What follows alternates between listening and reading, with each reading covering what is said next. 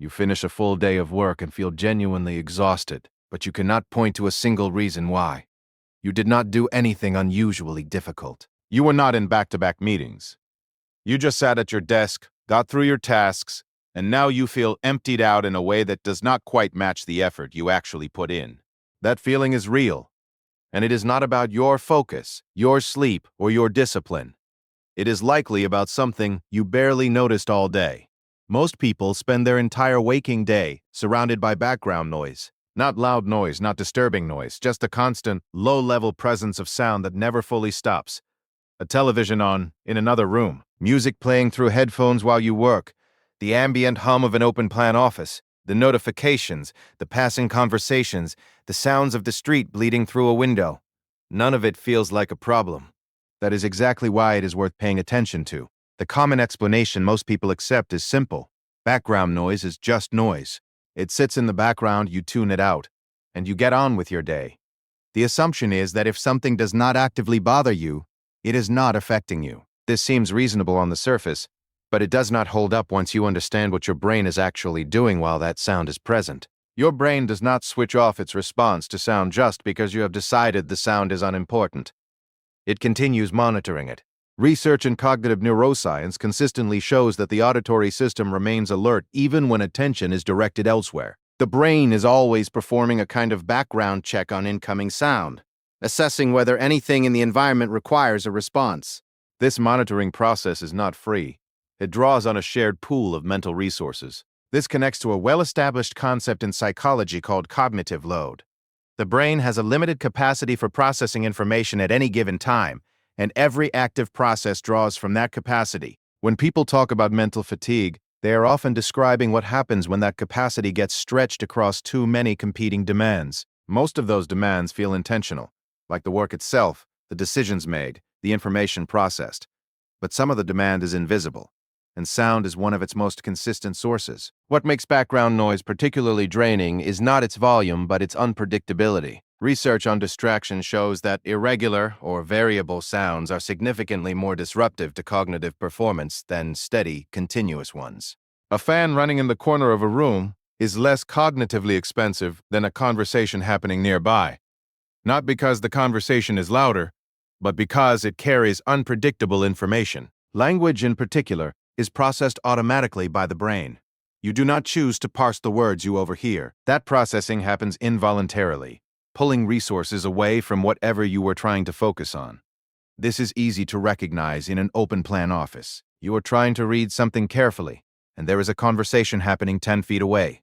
You are not listening to it, but at the end of your paragraph, something feels slightly off. You read it again. The words you overheard did not register consciously, but your brain was working on two things simultaneously: the comprehension task and the language filtering task.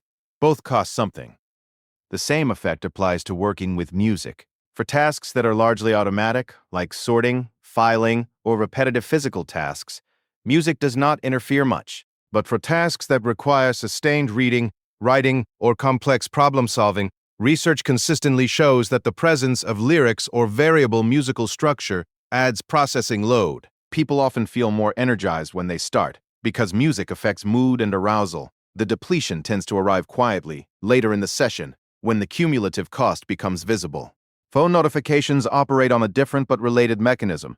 Studies in attention research have found that even receiving a notification, without checking it, is enough to interrupt a thought process.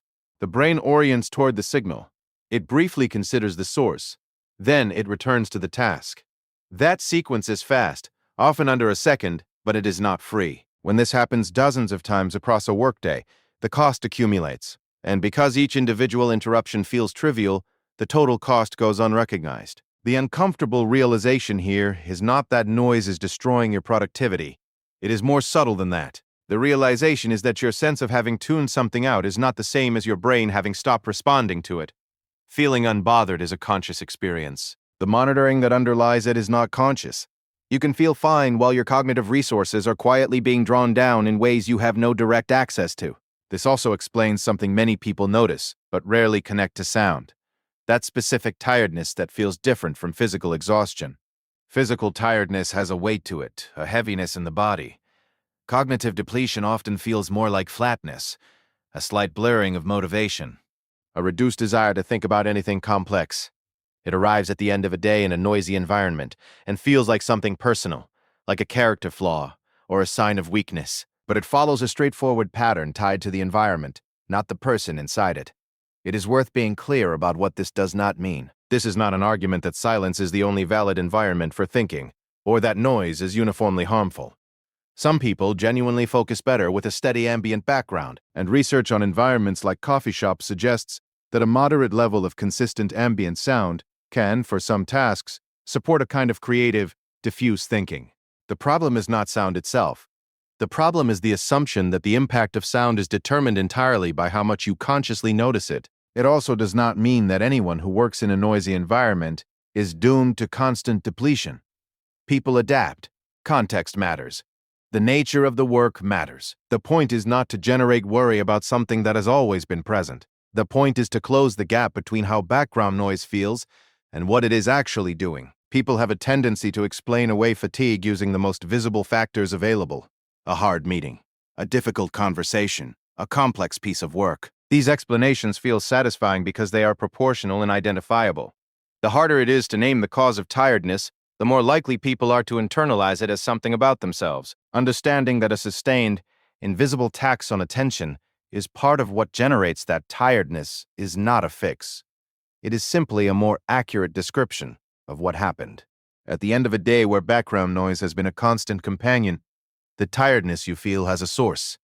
It was distributed across thousands of small moments of monitoring, filtering, and reorienting. None of those moments felt significant. Together, they added up to something real that is not a flaw in you. It is just how the brain handles a world that never really goes quiet.